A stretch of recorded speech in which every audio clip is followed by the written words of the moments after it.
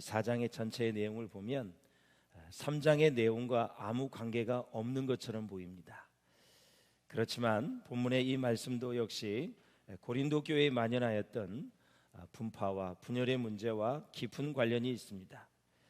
자, 그 분열의 문제는 그리스도의 일꾼에 불과한 바울이나 베드로를 지나치게 높였기 때문에 발생한 그런 문제였습니다.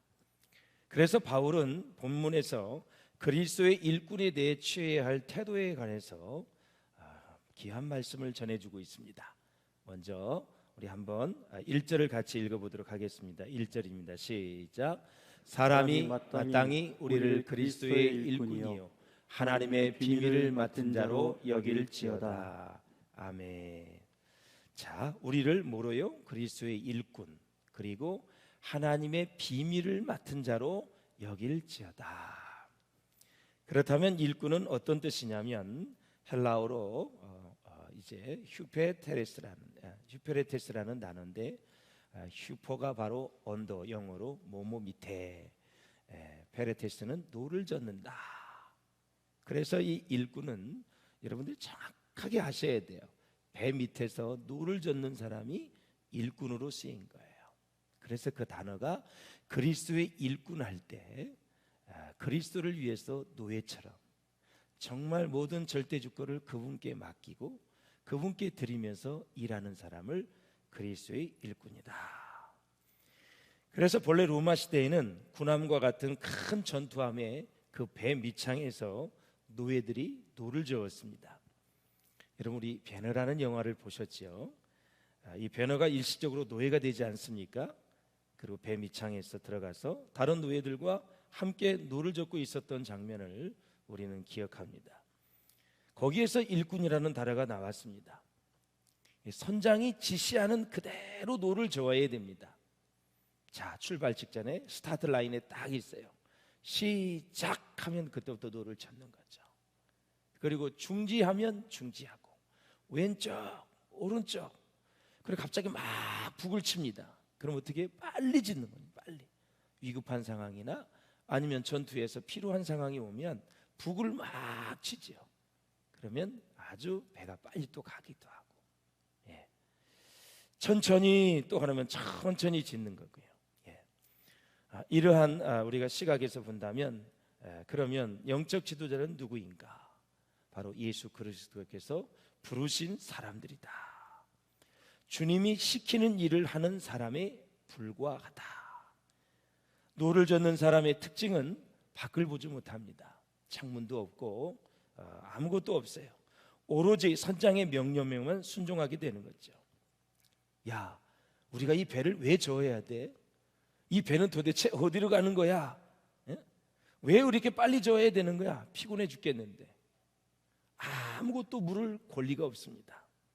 그 배가 어디로 가는지도 모릅니다. 마찬가지로 그리스도의 일꾼은 내가 이것을 왜 해야 돼? 내가 마음에 안 드는데 내가 이것을 계속해야 돼. 도대체 어디로 가는 거야? 하고 물을 필요가 없습니다. 조건이 없는 절대적인 순종, 이것이 바로 예수 그리스도의 일꾼의 본질이다, 본분이다 라는 것입니다. 자, 노를 젓는 사람이 노만 저으면 되지 무슨 특별한 말이 필요가 없습니다. 얼굴 표정도 소용이 없고요, 찡그리든 화가 나는 모습이든 무조건 노를 저어야 됩니다.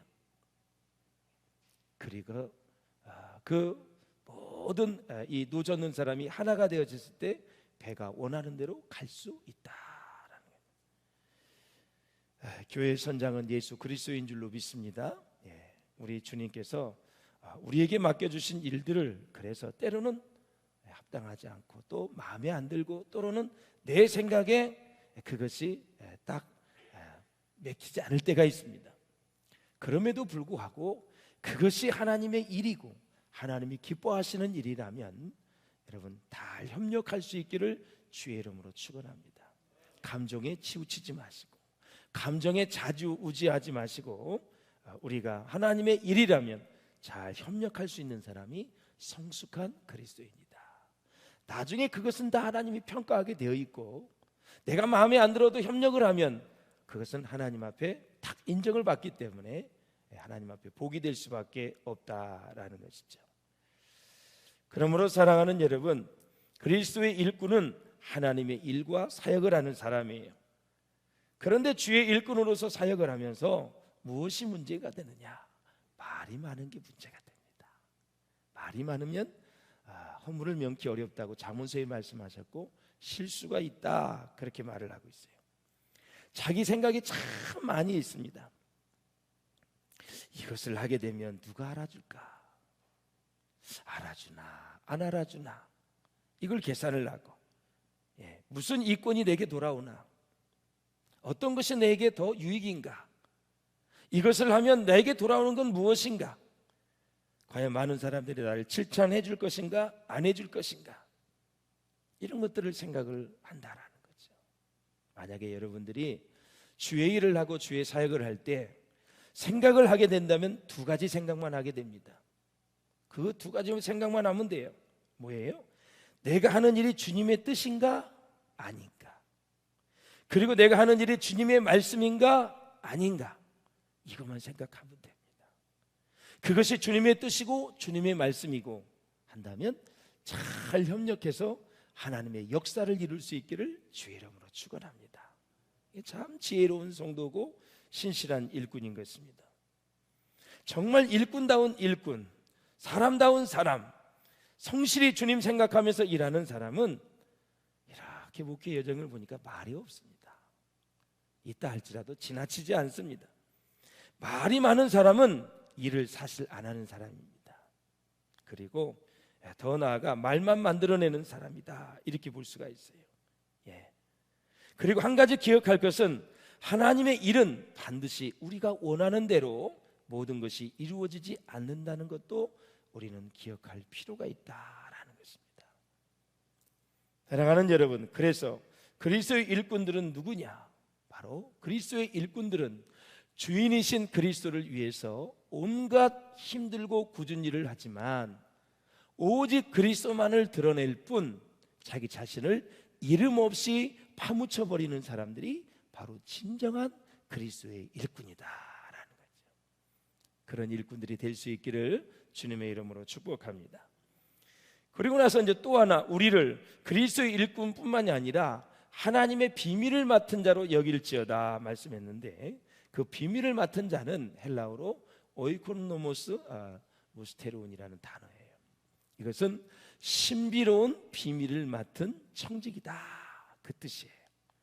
이 청직이란 주인에 대해서는 노예적인 것이죠. 주인의 명령을 따라서 순종해야 됩니다. 본래 이 맡은 자라는 이 단어가 히라보로 쓰여졌을 때 그 뜻이 무엇인가 하냐면 부지런히 집안 식구들에게 먹을 것을 공급하는 사람들을 맡은 자라 그랬어요. 집안 식구들에게. 그래서 이 구절에서 바울은 목회자를 두 가지로 호칭을 합니다. 하나는 그리스도의 일꾼이다. 또 하나는 하나님의 비밀을 맡은 자다. 그래서 하나님의 비밀이란 도대체 무엇인가? 인간을 구원하기 위한 하나님의 계획을 바로 하나님의 비밀이다. 결국은 목회자는 인간을 구원하기 위한 하나님의 계획을 사람들에게 전하는 일을 맡은 청지기일 뿐이다 라는 것입니다. 그래서 하나님의 비밀을 맡은 자이기 때문에 인간의 구원과 회복과 치유를 위해서 영적 지도자들은 우리의 주인 대신 하나님께서 맡기신 양식을 그 부지런히 성도들에게 나누어 주는 일을 하는 것이 바로 목회자가 해야 될 일이다라는 것입니다. 사랑하는 여러분, 그렇다면 하나님의 비밀은 무엇인가? 그렇다면 하나님의 비밀은 인류를 구원하기 위해서 하나님의 독생자 예수 그분을 이 땅에 보내신 계획입니다. 그렇다면 왜 보내셨는가? 죄 때문에 죄 문제를 해결하지 못하고 지옥으로 가는 영혼들을 구원해서 하나님 나라 백성 삼으시고 죄를 용서해서 천국으로 보내기 위한 생각이 하나님의 비밀입니다. 비밀. 할렐루야. 우리가 인생을 살면서 받았던 상처를 치유해 주시고 아픔을 치유해 주시고 그리고 고통을 치유해 주시기 위해서 하늘 보좌의 영광을 다 버리시고 인간의 연약한 모습으로 이 땅에 오신 것, 오셔서 우리를 구원해 주시고 우리를 하나님의 자녀 삼아 주시고 죄 용서함 받아서 저 아름다운 천국에서 영원히 살 수 있도록 우리를 구원하기 위한 생각, 그것이 하나님의 비밀인 것입니다. 여러분, 비밀. 그런데 그 비밀을 알 뿐만 아니라 우리가 믿고 있으니 얼마나 큰 축복입니까, 여러분? 그래서 이 모든 비밀을, 전 세계의 복음을 전하기 위해서 예수님은 누구를 선택합니까? 12제자를 선택해. 12제자. 그래서 복음이 변질되지 않고 전 세계에 전파되도록 그들을 훈련시켰습니다. 내가 모시고 있는 스승들, 그분들을 통해서 내가 훌륭한 기업인이 되고 교수가 되고 그리고 정치인이 됐다면 나의 멘토를 무척 여러분 존경하고 평생 잊지 못할 것입니다. 그런데 예수님은 하나님이십니다. 하나님이 12명을 선택을 해서, 그것도 3주 훈련이 아니라 1년 훈련이 아니라 3년 동안 먹여주시고 입혀주시고 그리고 수많은 기적을 다 보여주면서 그들을 아주 특공대 훈련처럼 훈련을 시켰어요. 물을 포도주로 만드는 기적들, 500리의 기적을 통해서 수만 명이 먹었습니다. 나사로가 죽었습니다. 살려주셨습니다. 38년 된 환자, 18년 된 환자들을 다 병을 고쳐주셨습니다.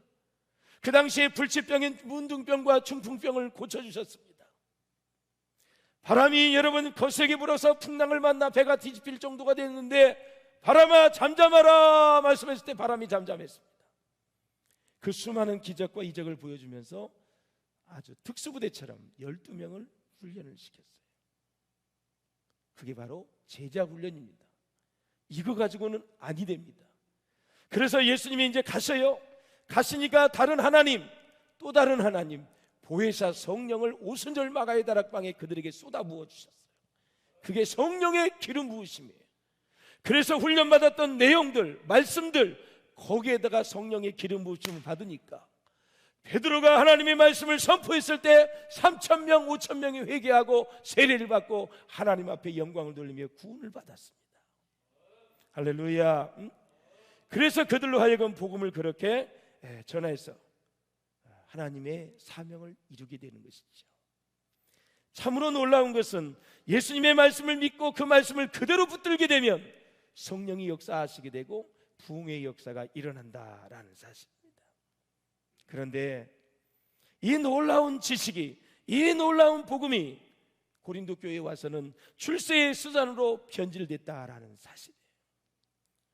그래서 사도 바울은 자신이 선교하고 자신이 세웠던 고린도 교회에서 기독교의 본질이, 복음이 변질되는 것을 보았고 또 그들 자신을 실패한 목회자라고 비판하는 소리를 계속 듣게 됩니다.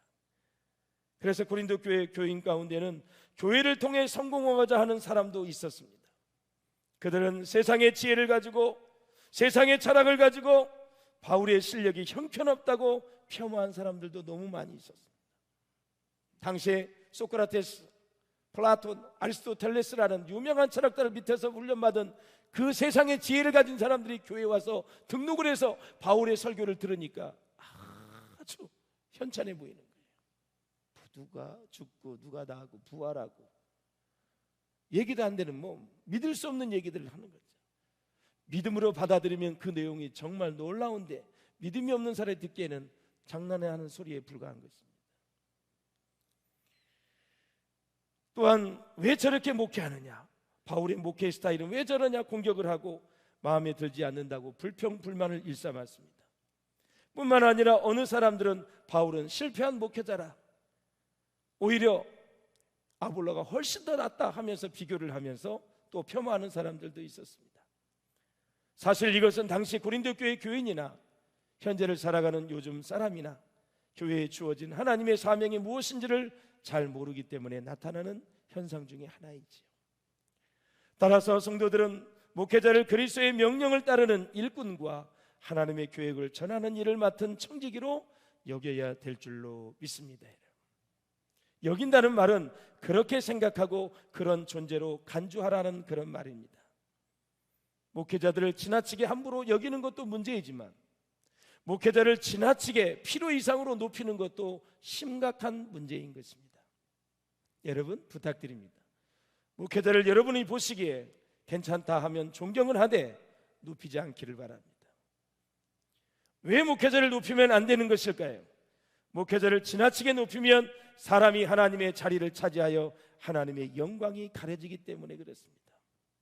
목회자뿐만이 아니라 평신도도 지나치게 높아지면 안 돼요. 나도 모르게 높아지면 남은 것은 떨어질 일밖에 없어요. 조심하셔야 돼요. 선줄로 생각하는 자는 넘어질까 조심하라 그랬어요. 말이나 마음이나 생각이 절대 높아져서는 아니 된다라는 거죠. 높이니까 분열과 파벌이 생기게 되었고 결국 그것은 교회의 하나됨을 해치는 그러한 엄청난 해악을 끼쳤다라는 사실입니다.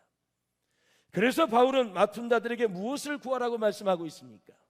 2절을 한번 읽어보시겠습니다. 시작. 그리고 맡은 자들에게 구할 것은 충성이니라.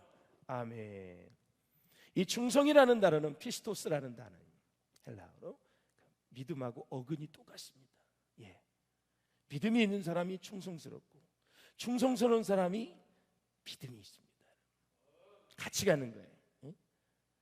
주인을 믿고 또 주인이 믿을 수 있어야 됩니다. 내가 하나님을 믿을 때에 뭘 받지요? 구원을 받습니다.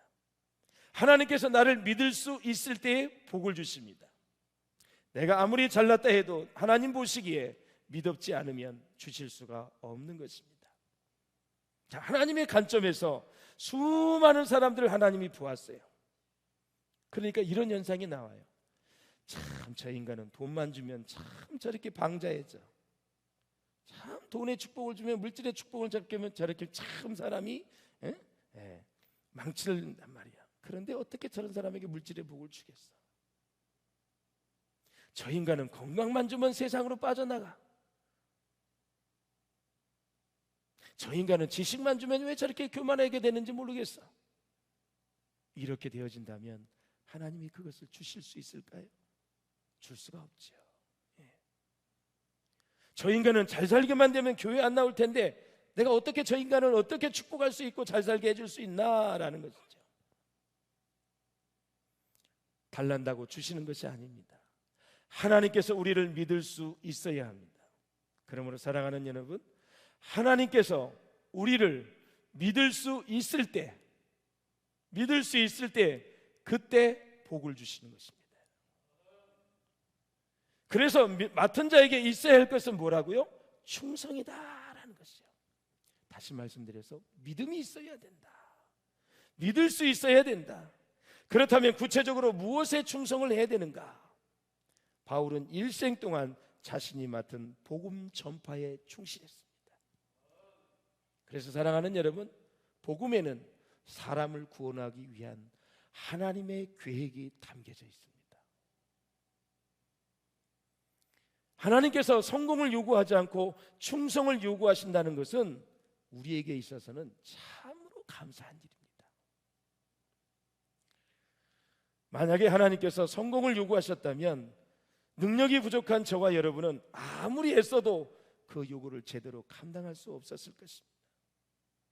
그러나 충성은 능력과 관계없이 누구나 할 수 있습니다. 그래서 성공을 요구하지 않고 충성을 요구한 우리 하나님께 생각하면 생각할수록 감사한 것입니다. 요한복음에 보면 하나님의 일이란 하나님의 아들을 믿는 것이 하나님의 일이라 그랬습니다. 하나님이 우리에게 계획하신 것을 믿어드리는 것, 이것이 큰 충성입니다. 그런데 바울은 고린도 교회 성도들에게 아주 섭섭하게 느끼는 것 같습니다. 목회자가 섭섭할 때는 몇 가지가 있는데 한번 읽어보시죠. 시작. 너희가 이미 배부르며 이미 부요하며 우리 없이 왕노릇하였도다. 우리가 너희와 함께 왕노릇하기 위하여 참으로 너희의 왕노릇하기를 원하노라. 예. 사도들은 복음 때문에 이런 고난을 받고 역경 속에서 고생을 하고 있는데 고린도 교회 성도들은 밤낮 모여서 뭘 하느냐? 영적 지도자를 판단하고 바울과 베드로의 생각과는 상관없이 편을 가르고 나누어서 영적 지도자들을 계속해서 판단하고 있다. 그들은 나가서 복음을 전하며 영혼을 구원하는 일만 하기에도 바쁜 시간을 영적 지도자들을 판단하는데, 편을 가르는데 낭비하고 있었다. 이것이 바울에게는 섭섭한 것입니다. 복음의 능력은 나타나지 아니하고 다 모여서 누구는 어떻고 누구는 어떻고, 나는 바울파, 그리스도파, 게바파, 그리스도만 막 하면서 이렇게 나누어지니까 얼마나 마음이 속이 상하고 섭섭하겠습니까? 충성스러운 모습을 보기 힘들었기 때문에 맡은 자들에게 구할 것은 충성이라고 그렇게 얘기하는 것입니다.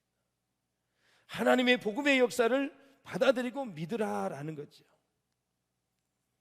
사랑하는 여러분, 오늘 본문에도 보면 충성의 속성을 본문에서는 3차원적으로 설명하고 있습니다. 첫째는 다른 사람에게 판단받는 것이라고 말씀합니다. 그럼에도 불구하고 무슨 얘기를 하냐면, 바울은 너희에게나 다른 사람에게나 판단받는 것이 내게는 매우 작은 일이다. 내가 지금 사역을 하고 있는 모든 것들이 판단을 받는데 나는 그 판단받는 것이 내게는 작은 일이다. 이게 무슨 뜻일까요?